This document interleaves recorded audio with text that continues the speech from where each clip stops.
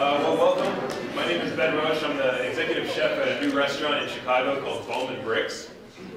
We just opened in October, so the restaurant is very much still in infancy, which makes for a very exciting time because everyone basically lives there at this point.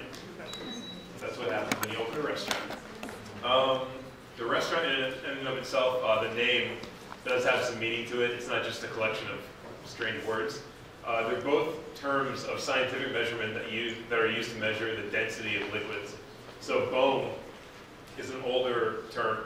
It was originally created to measure the salt content of water. And then it was found to be kind of a flawed or like an inaccurate measure. So people stopped using that and they switched over, they created this bricks scale.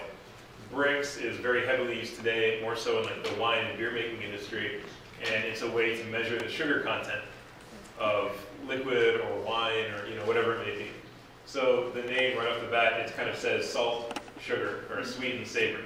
But it's also kind of like classic or old and modern, new. So there's kind of a balance that goes on with the restaurant, with the concept. So the food kind of falls into those categories as well. I do have a lot of background as a pastry chef. Before opening this restaurant as the executive chef, I was a pastry chef at another Chicago place called Moto. Moto is kind of well known for just being really bizarre. Like we cook with liquid nitrogen and lasers, and we print food on edible paper that looks like you're eating a picture of what you're eating. Really, really crazy. A lot of the dishes that we come up with will take ingredients that you would normally associate with being sweet or being in a dessert, and we'll find just the right way to weave them into a savory dish, and vice versa. All the desserts that we have some kind of savory element to it. It's this balance of old and new, classic and modern. So it is a really fun time. If you're in Chicago, not just because I'm the chef there, but you should come check it out. I'm just saying. All right, so let me jump right into it. I'm gonna make a special French cream called Chiboust today. And you'll be able to taste all this stuff in just a little bit. So Chiboust, has anyone ever heard of that before? No. It's kind of an obscure term. It's not really widely made anymore. Like if you go to a restaurant, you're probably not going to see it. If you go to a pastry shop, even, you probably wouldn't see it. But it's a really nice technique. It's kind of a combination of pastry cream, which is very much like pudding, mixed with meringue. Meringue, being very light and airy. So you're taking something that's kind of dense and rich and lightening it with this meringue. So when it's all said and done, it has this really nice texture. We're going to flavor the Chiboust cream with yuzu. Yuzu is a Japanese citrus. It looks kind of like a lemon, but the flavor of it is really aromatic. It almost has like a floral kind of aroma to it. And the taste is kind of like a lemon and a lime combined, but it's also different than that. And you'll see what I mean when you try it.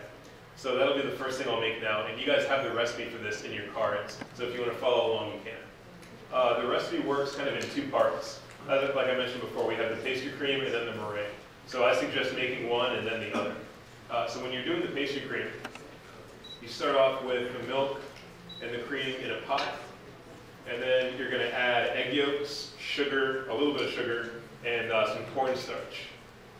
Now, this is a good time to mention that I've completely failed at life, and I've forgotten to put the cornstarch in the recipe that you have.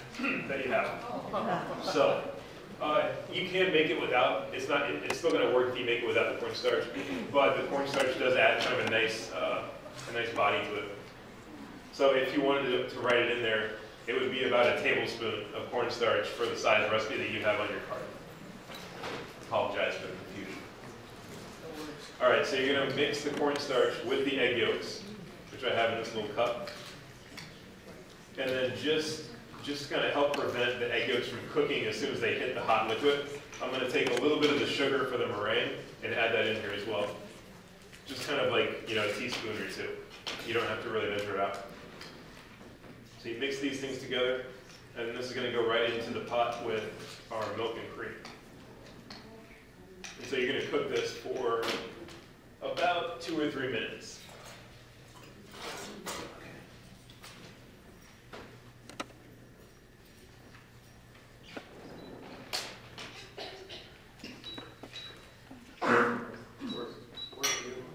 All right, so you kind of whisk the egg yolks into the cream. And you'll know it's done when it starts to look really thick. It will start to thicken up a bit. And if you see bubbles coming up as if it's coming to a boil, then you can turn the heat up. That'll be done. All right, so this will just take a minute. So once this is finished cooking, I have some sheet gelatin that I've softened up in some cold water. So when you're using gelatin, I prefer to use the sheets, like the old kind of like plastic sheets when you buy them. They are a little bit harder to find in a grocery store. Probably what you would find would be powdered gelatin. They're essentially the same thing. You treat them the same way where you, like if you have powdered gelatin, you sprinkle it over cold water, and once it kind of hydrates, then you're ready to use it. This is the same thing. You soak it in cold water. Once it's soft, then you can use it. As far as the conversion for powdered to sheet gelatin, I'd say probably like a teaspoon and a half per 1 sheet of gelatin. But you can also just Google, or any kind of like recipe converter online. You can just type in like how many sheets of gelatin would a teaspoon of powdered gelatin be, and you can easily find the answer. All right, so this is almost there.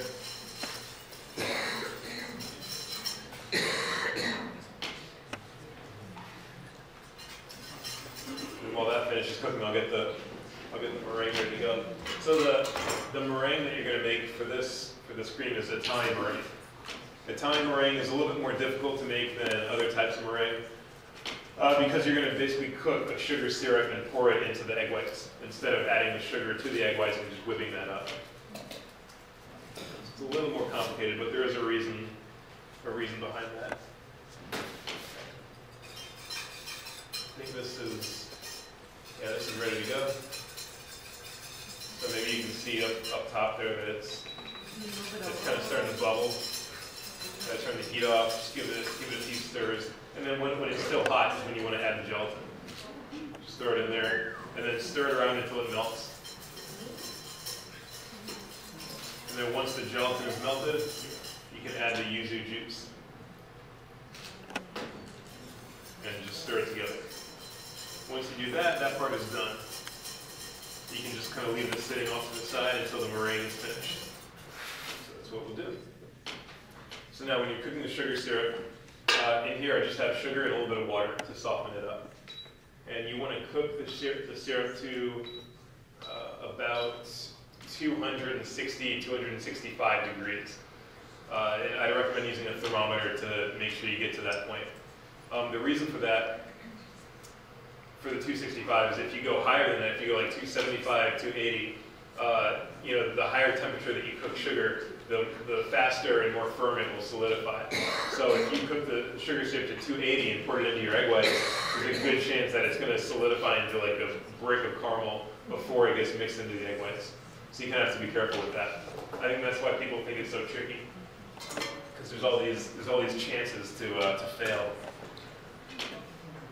All right, so another thing that you should do with Italian meringue is while the sugar syrup is cooking, you should start whipping the egg whites. The reason for that is because if you were just to pour the hot sugar syrup into the liquid egg whites, the egg whites would cook really quickly. You basically have like scrambled eggs and caramel, which, I don't know, it doesn't sound that good to me. Maybe you like that. Okay, and this is enough for right now. You can probably see up here. They're just kind of foamy at this point. They're not really whipped up to any certain level. Like they don't have peaks or anything like that. But that's as far as you really need to go for this. And for the sugar syrup, obviously you want to take the temperature of it, but you can also tell by looking at it, it's going to look really thick and like really bubbly by the time it's done. So let me explain the rest of the dish while this is working, because at some point they're going to come through that door with plates, and you're not going to know what it is. So there's going to be the Yuzu Chiboust, but the other elements are rice pudding made with coconut milk and a spice mixture. The spice mixture is cinnamon, star anise, and cardamom. Cardamom has kind of a floral candy-like flavor. Star anise has kind of a licorice flavor, and then cinnamon tastes like cinnamon. So that's the spice mixture. There's grapefruit, pineapple, some fresh herbs, and then an ice cream flavored with caraway. Caraway, if it doesn't ring a bell, it's basically what makes rye bread taste like rye bread. I know it might sound weird to use that in ice cream, but I think you'll be surprised by the flavor. I think the reason that it works is we toast the caraway seeds. And whenever you toast a spice, it's going to really drastically change the flavor. Especially caraway. When you toast caraway seeds, it almost becomes like minty and like very nutty. So I think it works way better with desserts than if it were just to be completely raw. All right, so our sugar syrup is good. It's thick. I have a thermometer in my eyes so I can tell when it's done. So I'm just going to pour a little bit of this into the egg whites and then quickly whisk it together. And then I'll add the rest.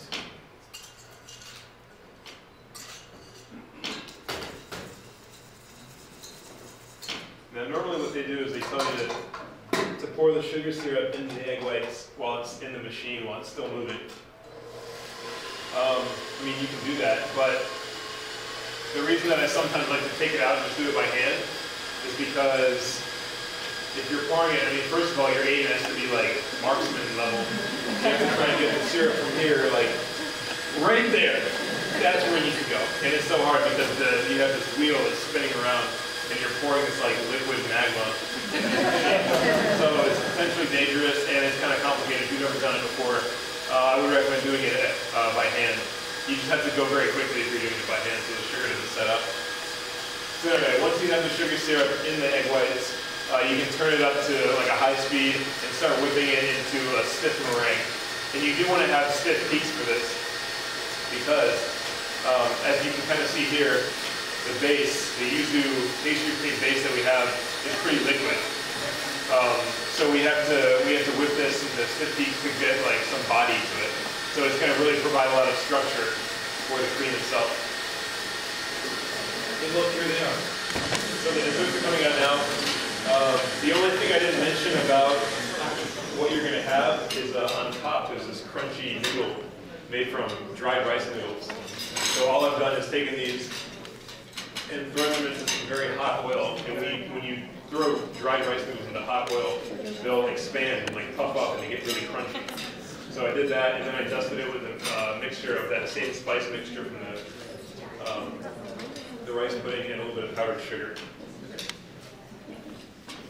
All right, I'm going to continue to whip this while you guys eat.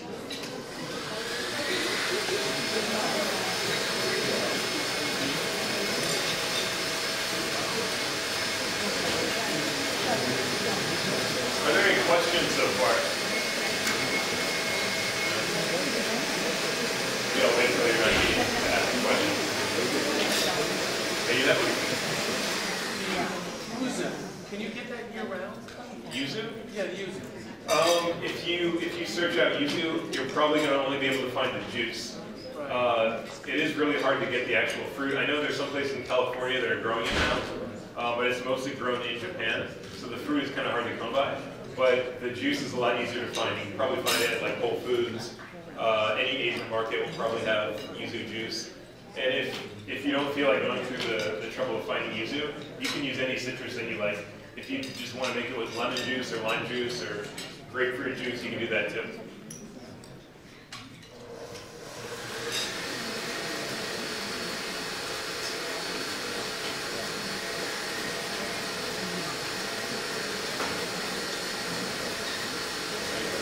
What do you guys think so far? Good. And then there's kind of a lot going on with the dish. There's a lot of different textures, a lot of flavors. But yeah, this is probably our lightest dessert at the restaurant. It's really light, like really bright flavors. It's kind of a nice cleanser after eating, you know, a heavier meal.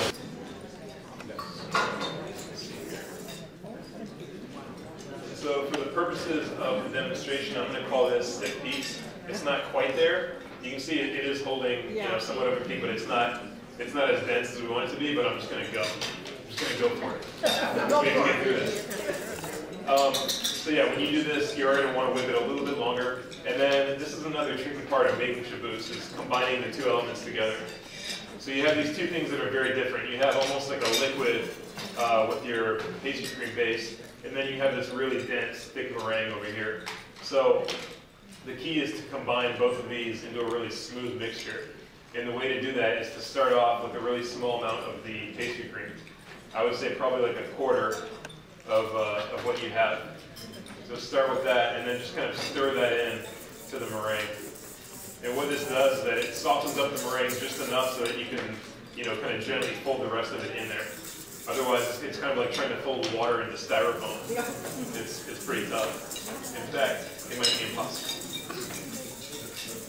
All right, so stir it in, and then I'm going to add about half of what's left in here. And same thing, just going to kind of gently stir it. At this point, after you've made this really lovely airy meringue, you don't want to get in there and like beat it up. That's against the law. Against the law. All right. And then the last bit. Scrape the rest of it in here, and then we'll kind of fold the rest of it in with the whisk.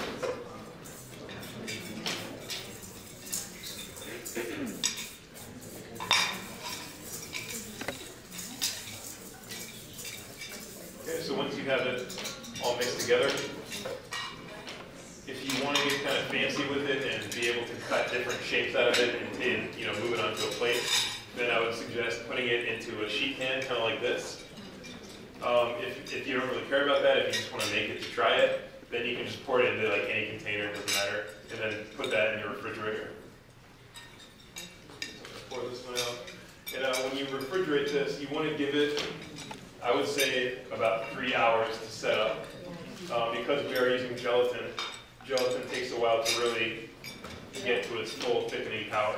So it needs time to cool down, and then once it's cool, it needs time to really set. And that generally takes about 3 hours. Okay.